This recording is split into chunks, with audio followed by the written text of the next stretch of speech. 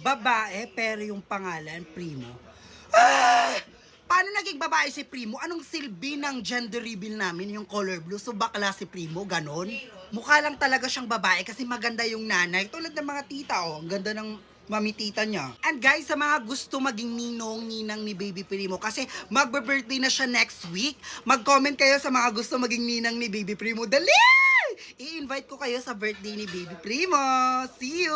Jowa, sabi daw nila, anak daw yan ni Nix, hindi mo daw anak yan si Baby Primo. Mga baliw talaga ang mga tao. No, anak ko yan. Paano naging anak ni Nix yan? Kaya nga, wag niyong idamay si Nix kasi nananahimik Primo siya. ang pangalan niya. Yes, Primo. Hindi Baby Zia. Ang dami niyong issue, ang dami niyong reklamo. Palitan natin yung pangalan ni Baby Primo para wala na kayong masabi. Pagtanong tayo kay Sisi kung anong magandang bago niyang pangalan. Let's go. Hi Sisi, give me a nice name.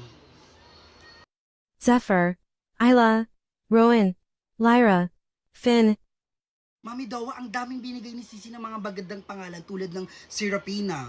Ang dami. Ano kaya magandang pangalan ni Baby Primo? Comment nga kayo kung anong magandang pangalan ni Baby Primo. Solid talaga tong Sisi Be kasi lahat ng mga tanong mo masasagot niya, walang kahirap-hirap.